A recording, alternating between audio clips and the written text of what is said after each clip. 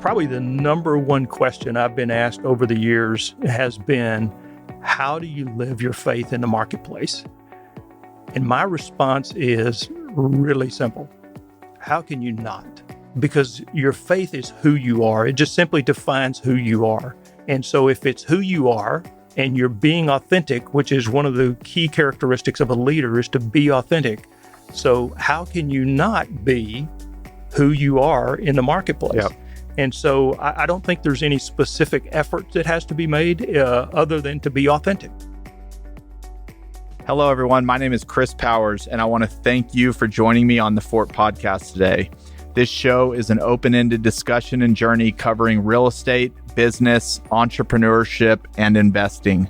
I would love to hear from you by tweeting me at Fort Worth Chris on Twitter.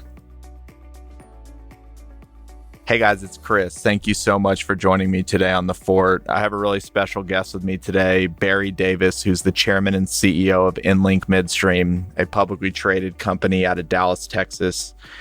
We talk a lot about the early days of not only the oil and gas industry, but the midstream business, how he founded the business in '96 and took it public and grew it from 12 employees to thousands of employees.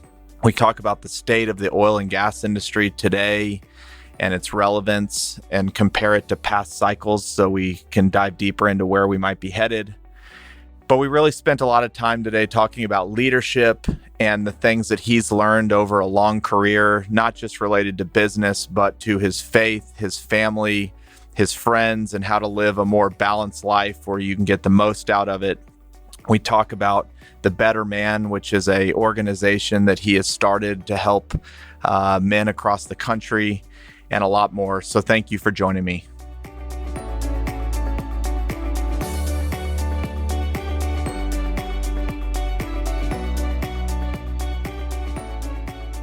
Barry, welcome to the show. Thanks for joining me today.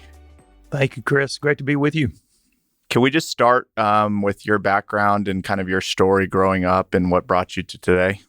You bet. Well, first of all, again, fun to be with you and just get to spend this time and share a little bit of the story.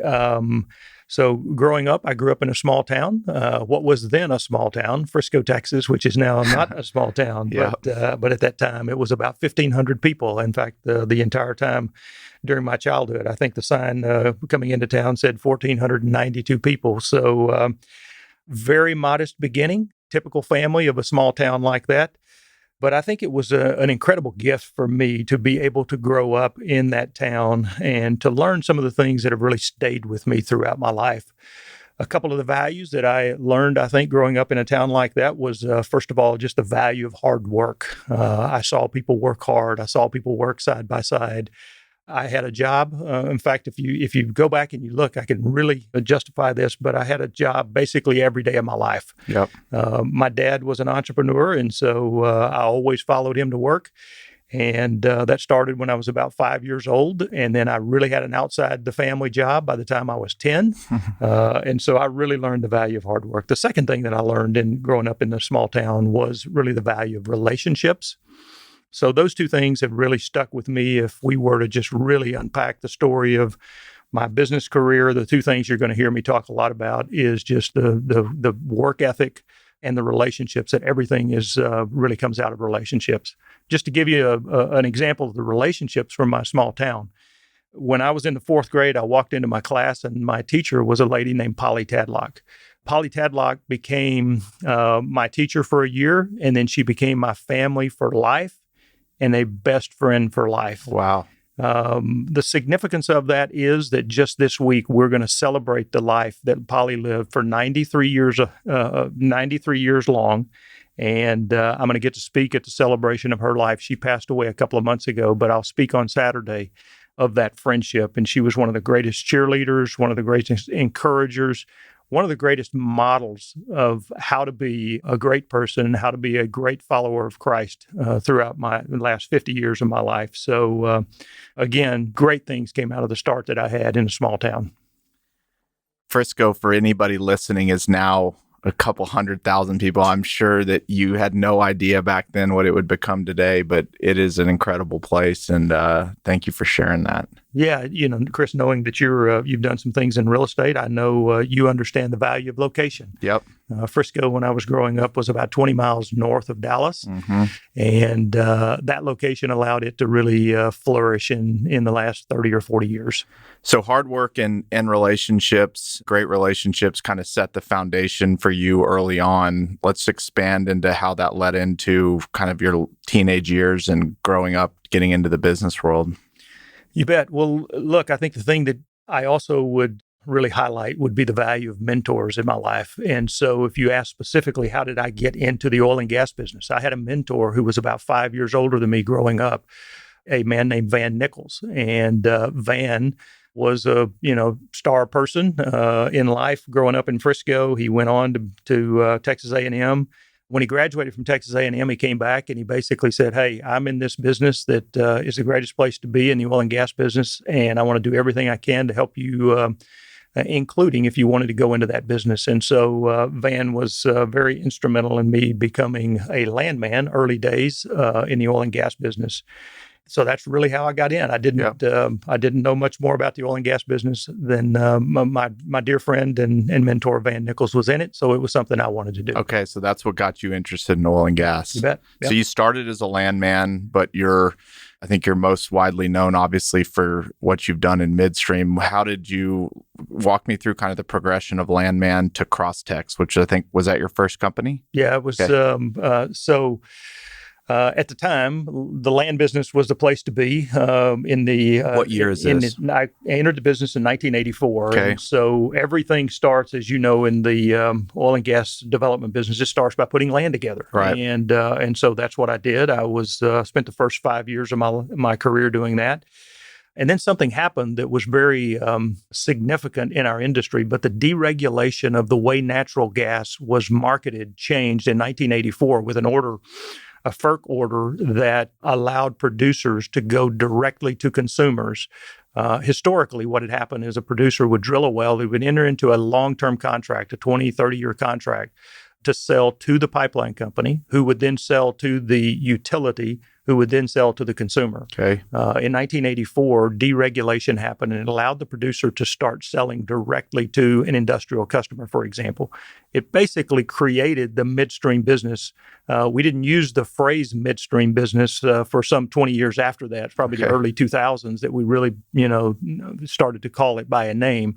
But it was this flourishing entrepreneurial business where you were really the guy connecting the producer to the consumer. Okay. And so I was fortunate enough to be at a point in my career where we were populating an entire industry. Yep. And so I had an opportunity at, my late 20s to move from the land business into the midstream business. And did you go work for somebody or did you start something immediately? So I moved, again, with the producer that I was with. I moved into the marketing department, learned the business there, and then I moved to a specific pipeline company or midstream company. At that time, it was a company called Endevco, a name that many of the listeners may know, Kelsey Warren.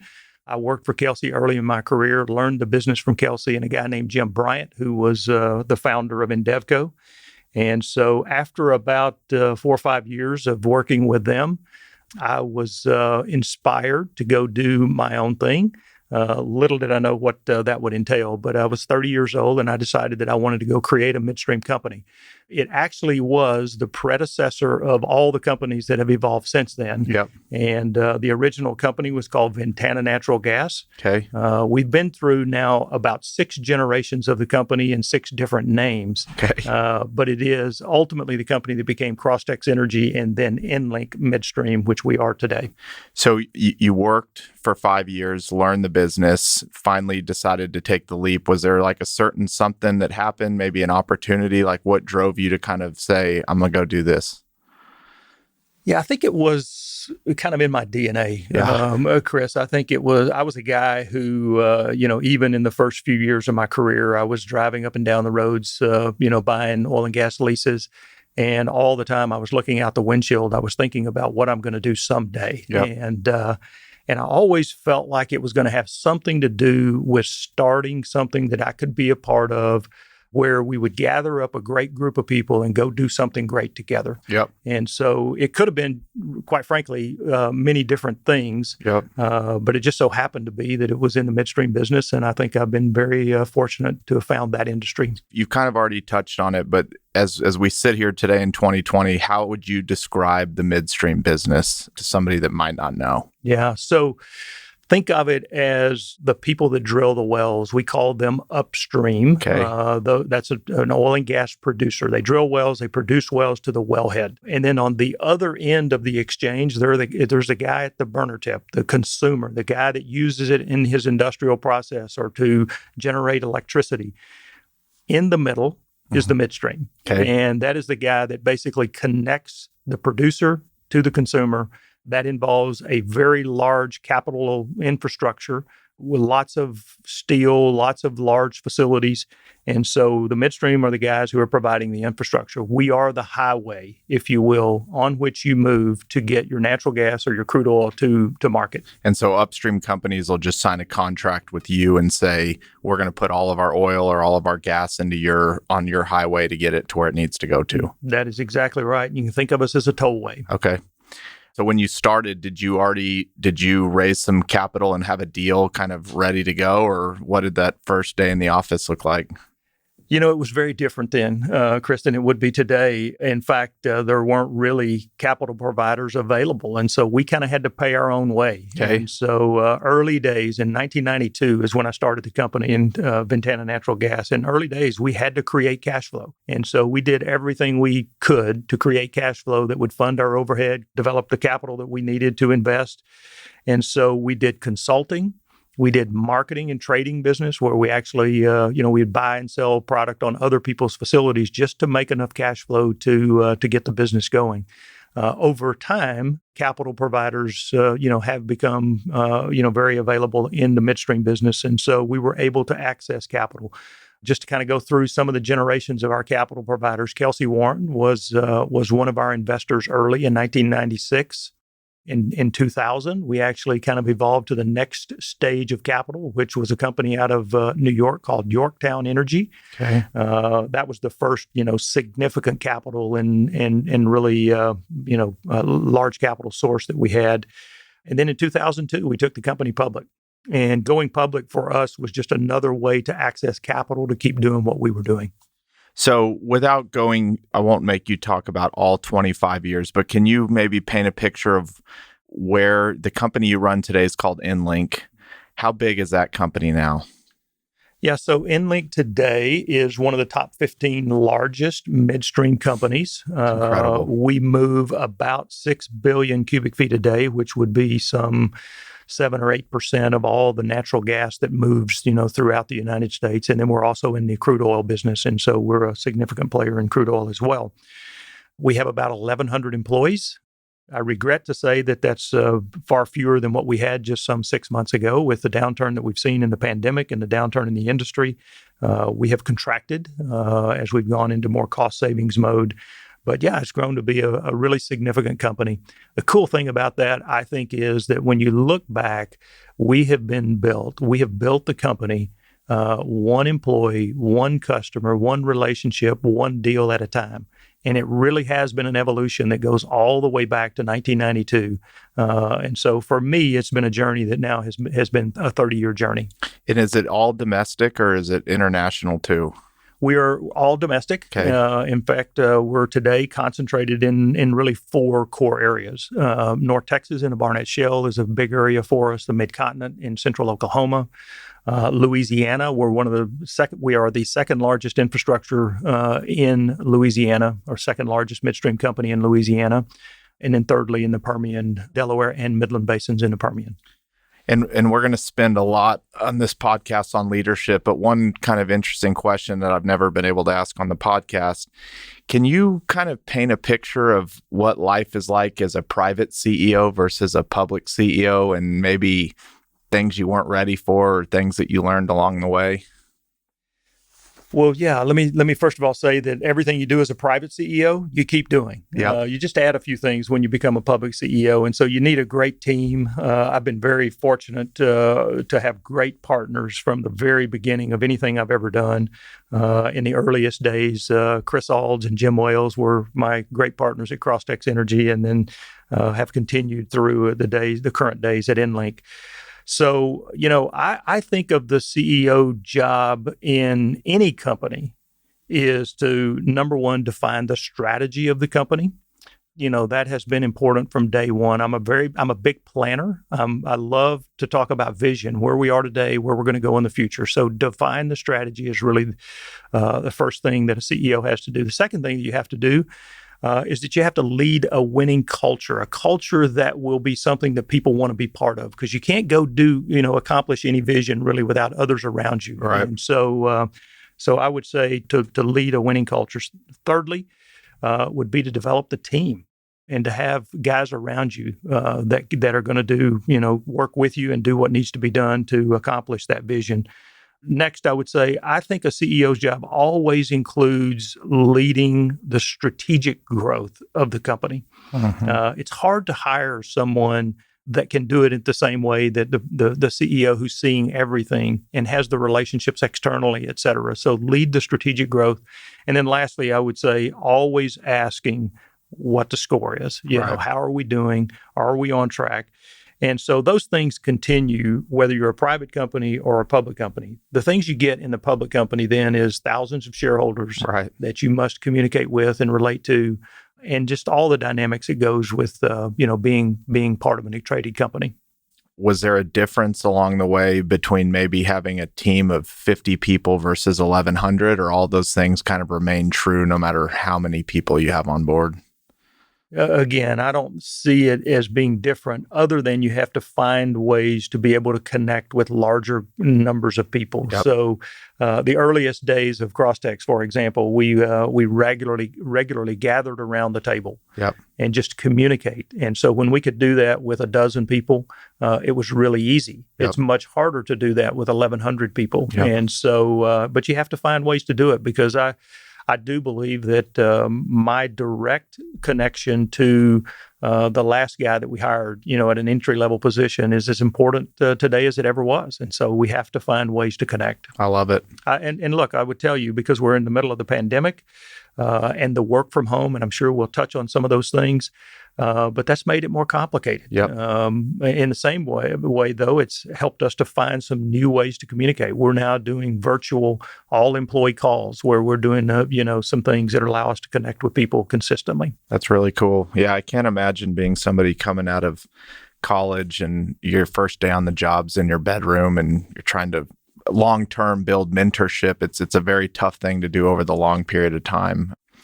Before we get into kind of more further into the personal side of things and leadership, I just wanted to give maybe a few minutes to just talk about where the state of oil and gas is today, how you kind of see the world.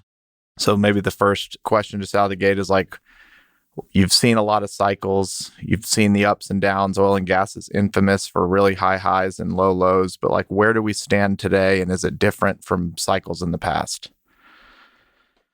Well, certainly we're in a cyclical industry. Chris, I don't know if there's any industry that's been more cyclical over the last 30 years than ours.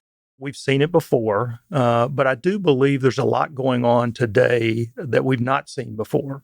And I'll just kind of mention them, and maybe we'll go further with some of them. But one of the things is kind of the headline that we're seeing on energy transition, the transition from a hydrocarbon-based energy world to something that has more renewable energy, Right. more environmentally friendly. So just under the heading of an energy transition. The second thing is we've really seen a flight of investors away from the energy business. And I think probably the best way to capture that is over the last 20 years, the average energy weighting for the S&P 500 investments has been about the average has been just under 10%. We've hit peaks of 15% weighting for energy investing. Today, it's around 3 to 4%. And so we've really lost the energy investors in the marketplace today. And so When will that come back? I don't know. I'd like to think that it's going to come back and we'll see a catalyst for that, but it's hard to see what that would be today. Let me just talk a little bit about the cycles. Okay. So, you could go back to the beginning of time and talk about some very dramatic cycles in the energy business, but just the ones I've seen. I came into the industry in 1984. One of the earliest, one of the biggest was in 1985 and 1986. So I'd been in the business about a year, and I got a phone call. I was in the field buying oil and gas leases, and I got a phone call, and I got my first taste of what a down cycle was in the energy industry. Fortunately, I didn't lose my job, but we were called in from the field because a lot of people did lose their job. That one was basically an OPEC-driven decision that caused the down cycle in 1985, 86. In 1997, 98, we had the Asian Pacific recession that led to a dramatic downturn in the industry. In 2000, 2002, we saw a U.S. recession. In 2008 and 9, we saw a global financial crisis. That's one that probably everybody that listens to this would recall. And then in 2014, we saw another OPEC-driven decision in November of 2014 that caused a dramatic downturn. What I want to point out is in each of these 5 cycles, what we have seen is a very quick and dramatic downturn in prices. In every case, more than 50% reduction in the price of crude oil. Interestingly, in all of those, we've also seen a fairly rapid recovery.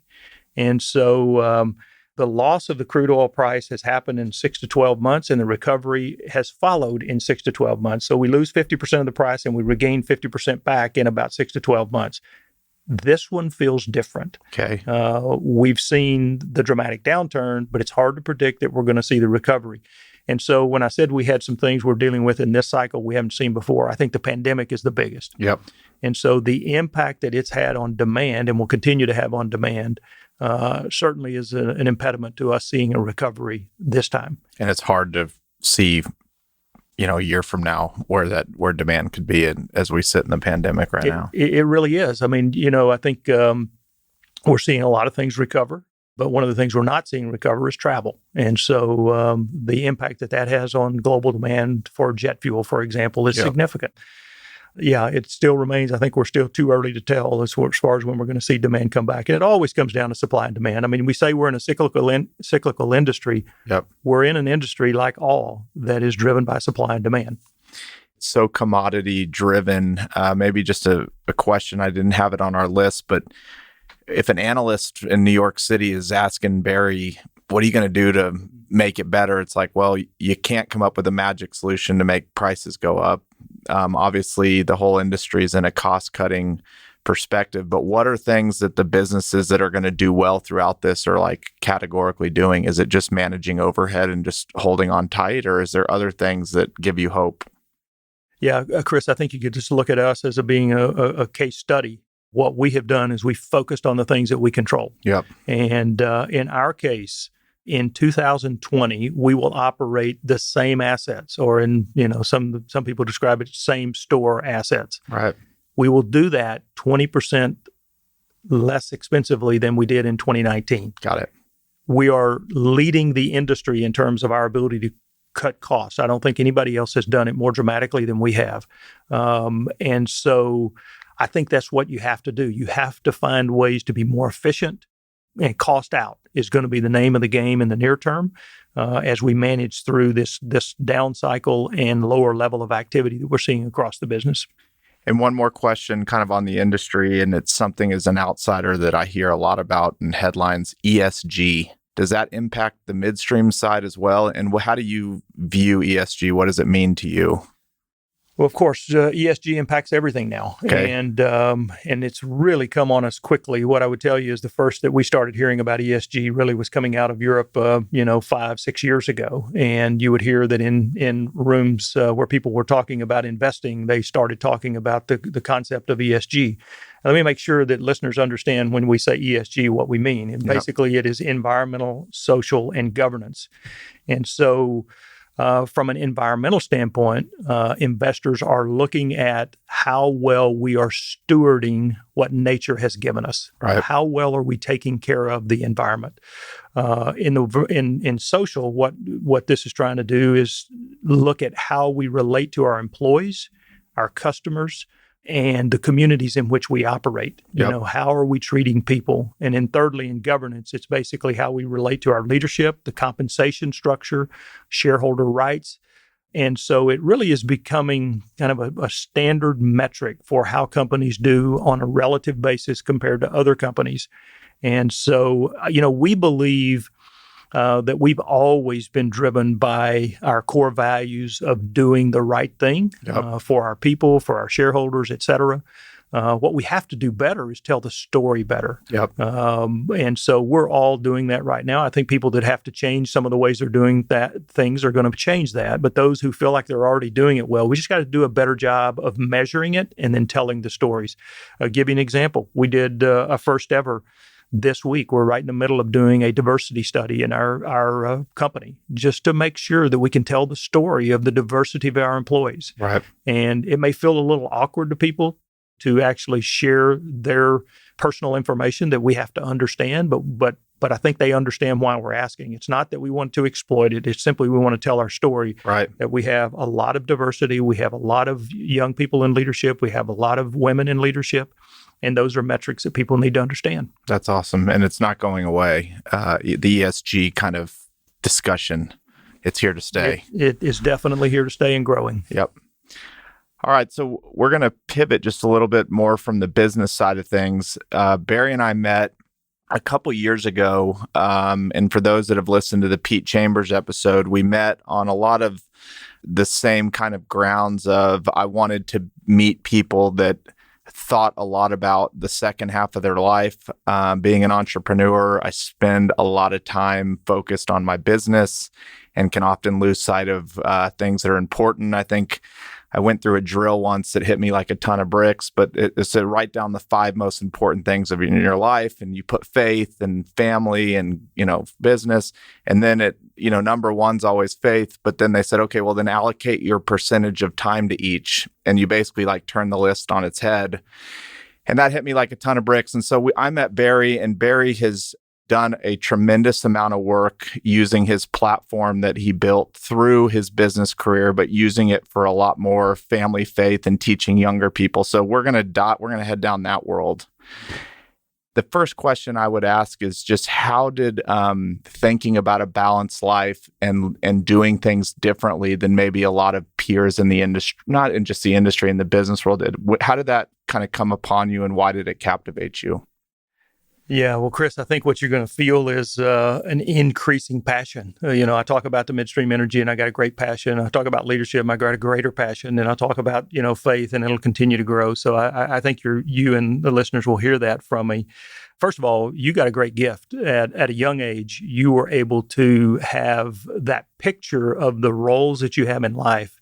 And a picture of, at that time, it probably didn't agree with what you would want it to be in terms of where you were investing your time relative to the importance of those areas of your life. So celebrate that. And I know you've responded well to that. But for me, look, I think leadership is everything. I think it is so much more than just, the title or the job that you have, but it's leading people in a way that I like to think of it as leadership is giving light to the people that you lead. And so I've had the opportunity to go into some pretty dark places in the world. For example, in Central Africa, I've been involved in some ministry work that we've done there. And when you go in, what you see is the result of the lack of leadership. And what it looks like is a dark world. It looks like people who are anxious, people who are malnourished, people who can't make a living for themselves. And it always comes back to the lack of leadership that is selfish and doing things for their own gain. And so what I like to think about is that as a leader, when we're doing that well, you can walk in and you can just feel the light and the energy in the room. And it ties to so many things in my world. It ties to really a scripture that speaks to me a lot. It's Matthew 5, 14 and 15, where it says, "You are the light of the world." And I think what that is saying to us is that as leaders and as a man or a woman, it is our job to be a light. So that's the way I think about leadership. And we're getting away from business a little bit, but I do want to ask one question that I think is lacking in today's world. Being a leader that incorporates faith into their leadership, especially in a business environment, is being shunned more and more. It's polarizing. You found a way to do it and do it really well. How do you do it? Well, look, I think, and in fact, you kind of got into this question by saying that, talk about business versus leadership versus our faith. To me, it's all so connected. Yeah. And I really can't have a conversation without it all, coming up in the same conversation. Probably the number one question I've been asked over the years has been, how do you live your faith in the marketplace? And my response is really simple. How can you not? Because your faith is who you are. It just simply defines who you are. And so if it's who you are and you're being authentic, which is one of the key characteristics of a leader, is to be authentic. So how can you not be who you are in the marketplace? Yep. And so I don't think there's any specific effort that has to be made other than to be authentic. In my particular case, I've led a large organization, a public organization. And so there are certain things that, you wouldn't want to do from a faith standpoint. But the one thing that I know I can do is lead with biblically based leadership principles. Right. Because no one will disagree with that. They Right. may disagree with who Christ is, for example. Right. But they won't disagree with you on what the leadership principles that are taught in the Bible. And so that's what I try to do, is just be who I am. Use the great timeless principles from the Bible. And I think that's worked extremely well. Has faith been a big part of your life and your relationship with God since you were young, or did this happen somewhere throughout your life where there was like a moment? Well, I'll go back to the very beginning of this. And, having grown up in a small town, I grew up 2 blocks from the First Baptist Church in Frisco. And as a child, I was in the church every time the doors were opened. And so it's always been a part of my life. Got it. Today, I would say it informs what I do more than at any other time in my life. And so it's been, there have been times that I feel like I've done a great job with that, and there's times that I haven't. And but thankfully, I've been doing life with a great group of people who model for me what that looks like, hold me accountable, encourage me. And so it's certainly a big part of who I am today. You've obviously, you're getting to the second half of your life as we kind of define it by the Halftime Institute, but you're also in a position, and you've talked a lot about it today, about being able to watch people, not just at your company, but in your kind of network, grow up and become leaders and become better men. I guess my question, are there certain things that, call it somebody in their 30s that's just kind of living day by day and not really thinking about the second half of their year, do well, that set them up for a better second half of their life? Yeah, there's so much, so many different ways I could go with that. Let me go this way. And I would just say I was very fortunate to understand early in my life the different roles that I'd been given. What became clear to me that number one, in terms of the roles that I had, was my faith was number one, and you named that number one earlier when you enumerated your key things in your life. And so number one is faith. It defines who I am. And then the other things that follow that basically are the roles that I have as a result of what God has given me, in my identity in Him, and that is my family, my work, and then friends and other things in life. And so, Chris, I have, if you walked in my office right now, what you'd see on the wall is a collage of pictures that represent those 4 areas.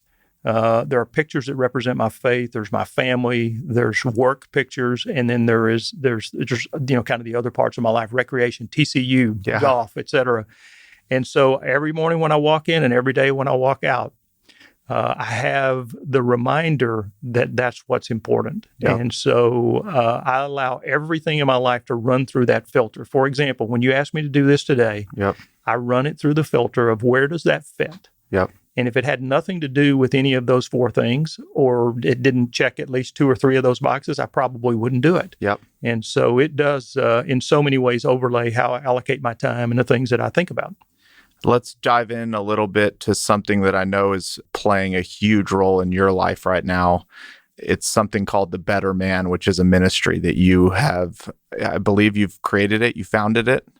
Yeah, so I'll tell you a little bit about the history of that. Okay. So let me first of all say Better Man is an organization that was created to foster a growing community of men who desire to have a better life, a more fulfilling life from their work, from their families and their friends, their marriages, their relationship with God. It's basically men who desire to really understand what God intended us to experience.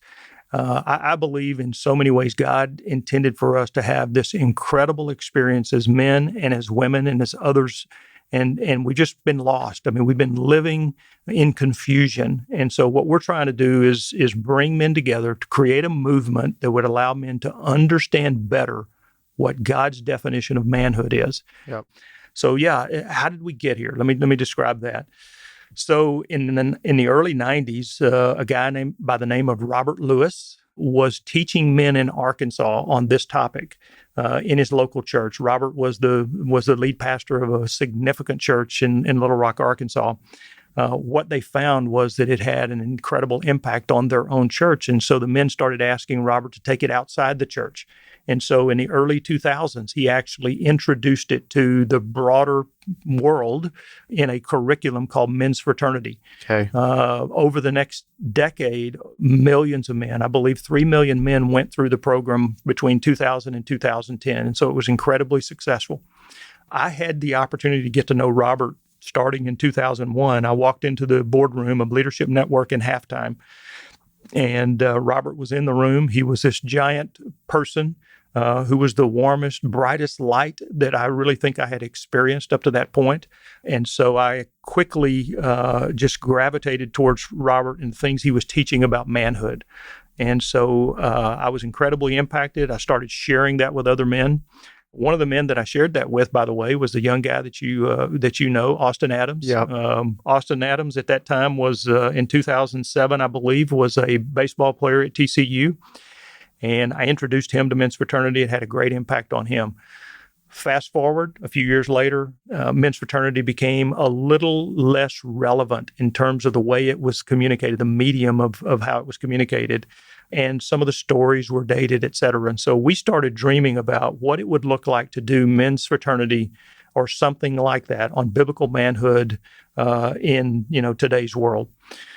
So when we finally decided to go do that, we said the first thing we need to do is go see Robert and see what he's doing. Well, what we learned was Robert was already starting to work on kind of the next thing around biblical manhood. And so in a very short period of time, we put our arms around each other and said, let's go do this thing together. Yep. The last 2 years we've spent preparing. In June of this year, just 4 months ago, we have launched the Better Man. And in 4 months, we now have over 300 groups that are going through this program together. Wow. That means over 10,000 men are currently going through it. And we believe that, God is going to do something really special with this. So maybe my first question out of that is, what is biblical manhood versus the way the world sees manhood? Like, how do you see it differently? Yeah, so the confusion has been the way the culture has defined manhood. It has been described as toxic masculinity because it's what we learn in the locker room or what we learn in movies or what the world teaches us. What we're trying to do is help men understand the definition of manhood as given by God in Genesis. Immediately on creating man, he said there are 4 responsibilities for man. And so we're trying to help men, understand what those responsibilities are. And it starts with to know him and courageously follow his word.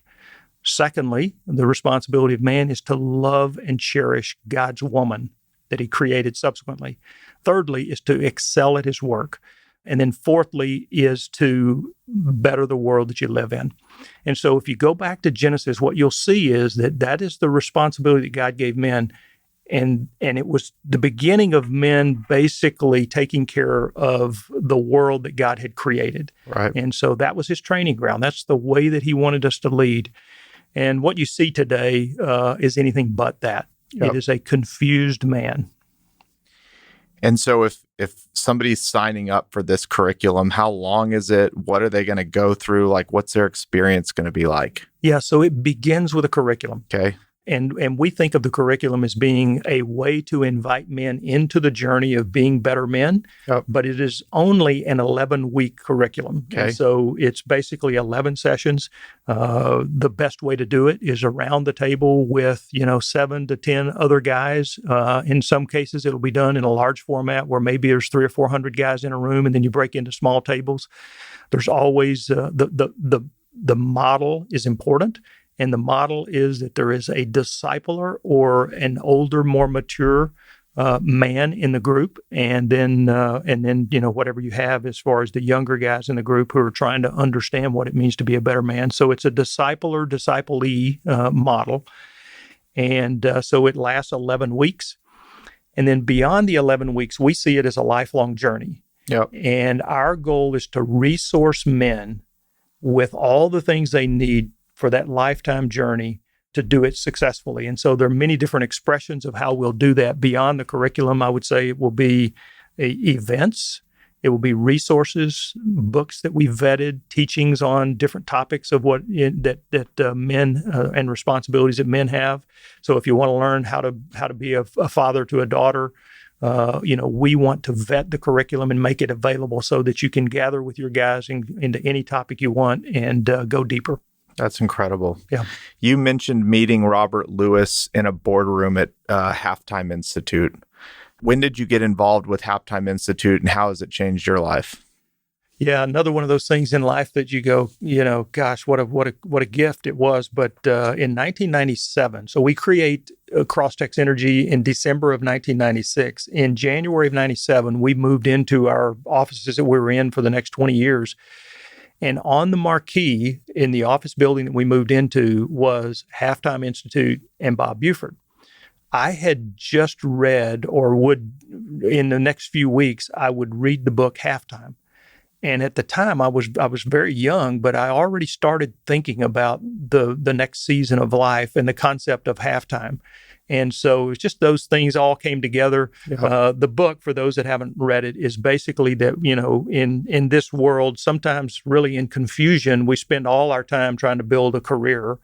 And then once we kind of do that and figure out that that's not as life-giving as we would think, then we go into the second half of life, which is a focus on significance.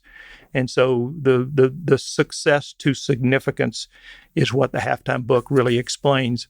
In a perfect world, we would be doing both of those all the time. And so we wouldn't really have a halftime event, but we would spend the first, part of our career being, equally balanced between our career and our ministry. So, of course, what did I do? I read the book, went to Bob Buford's office, knocked on the door. His assistant, BJ, allowed me to go in to see Bob, and we had a long conversation. In fact, the CEO of the organization at that time was a guy that lives here in Fort Worth, Tom Wilson. And I think I got about 15 minutes into the conversation, and Bob said, "Wait a minute, let me go get Tom and bring him in." And then the three of us sat there and talked for a long time. And shortly thereafter, they were best friends, and we've been doing life together. And we lost Bob a couple of years ago, but certainly a great impact on me. Everything I've heard about Bob and Halftime has just been incredible. I've had it ability to spend some time with Lloyd Reeb, who now does it, and been on a couple retreats, and it's been really cool. Awesome. Well, just kind of to wrap up second half, and then we'll kind of move into some fun personal questions before we wrap it up. How do you plan on spending the second half of your life? We talked about the better man, but obviously you have a wife, you have kids. Like, what does the rest of your life look like, or what do you hope to achieve in this second half? You've got an amazing platform to do some cool things with. Yeah, well, some of the listeners may know that in January of 2018, I stepped away from the CEO job at EnLink, and it really was because I wanted to go do more things around the second half of life, if you will, but just things that I'd always wanted to do and hadn't been able to do. And so I did that for about a year and a half before I came back into the CEO job. The rest of my life, I want to do those kind of things, which is really be always on mission. Yep. I want to be a discipler of men. It's something I love to do. And what I'm getting to do as part of Better Man today And then, just the greatest investment that I can make is in my family. I have an incredible family, a wife who is my greatest friend and greatest inspiration in the world. 2 daughters who are 26 and 27, a grandson who's 10 months old. And so those certainly get a lot of time. That's incredible. Yeah. All right, we'll ask a few personal questions. Do you have a morning routine? How do you get your day started? I do. It's really important. I love to get the day started. I think of, Romans 12:2, which says, do not be conformed to the pattern of this world, but be transformed by the renewing of your mind. And so the first thing I do in the morning is to renew my mind on what's important. And that to me is a quiet time where I spend reading and meditating, journaling, and doing the things that kind of restore and renew my mind. I then work out. I just started my last year before I turned 60, and so it's important that I continue to be healthy.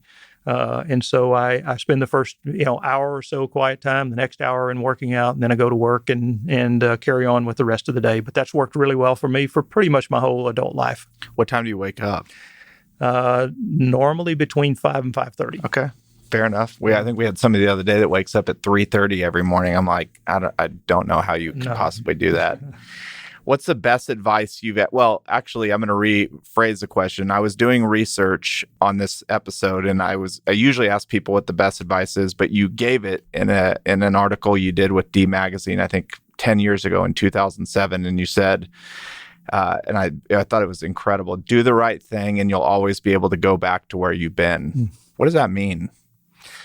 Yeah, and it actually is something that was communicated to me by someone that I was actually separating from in a partnership. Okay. And so one of the things we didn't talk about, but when we moved from being Comstock Natural Gas into Crosstex Energy, okay, I left. I was at that time we were a wholly owned subsidiary of a company called Comstock Resources. Okay. A guy named Jay Allison, great friend, great mentor, great influence on me and my life. And Jay, as we signed the papers and we were walking out the door, those are the words that he said to me. Yeah. Always do the right things and you'll be able to go back to anywhere you've ever been. And he was saying that in a broader context, but it was also relevant to our relationship, that I had handled that situation well, and that we would be able to continue in a relationship. So yeah, that's where that came from. I love it. Yeah. Is there a book that you've read, maybe personal or business, that had a huge impact on you?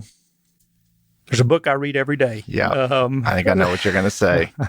So, and it's hard to go beyond that. I mean, when you look at just the wisdom and the teaching and the timeless application of the life manual that the Bible is. And so certainly that, but I'll give you more than that.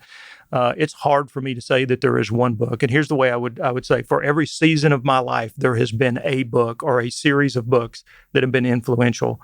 And so if you go back in the early days, I would say the book 7 Habits of Highly Effective People was huge for me because it helped me understand, how to really enter the business world and how to make the main thing the main thing. And then I've moved recently. So Tim Keller, pastor out of New York, author, great thinker, great communicator. I looked up last year and I was reading 3 books and doing 3 different studies with different groups that were all written by Tim Keller. Yep. And so relevant to our topic today, I think, is a book he wrote called Every Good Endeavor. And it helps people understand the way God designed us to work. Yep. And so some of the key elements of that was the first thing he did. He created man and he gave him work. At that time, it was to tend to the garden and to cultivate it, which really, was where we get the word culture from, but create a culture that is a flourishing place. And it was really as God was preparing him for greater things in the future, he started him on the fundamentals or the basics of taking care of the garden. And so, yeah, that'd be the one book I would call out. I love it. Yeah. All right, last question. If you had a billboard on a major highway that you owned and you could put anything on it for the world to know, what would you put on the billboard? Yeah, so I think the billboard needs to be relevant to the moment that we're in. Yeah. And in this moment, what I think of is Ephesians 4:2 and 3, where God says, be completely humble and gentle, be patient, bearing with one another in love, make every effort to maintain unity. That's what we need in this world right now. Yep. More people to be completely humble and gentle. I love it. Thank you so much for joining me today. Thank you, Chris. It's been great to be with you. This was awesome. Thank you.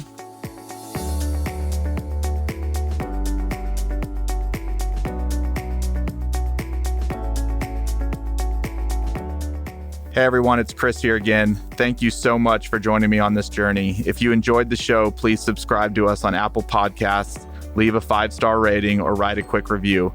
Thanks again, and I'll see you on the next episode. Chris Powers is the founder and CEO of Fort Capital LP. All opinions from Chris and guests of the Fort Podcast are solely their own and do not reflect the opinions of Fort Capital LP. This podcast is for informational purposes only and should not be relied upon for real estate or investment decisions. The Fort with Chris Powers is produced by Straight Up Podcasts.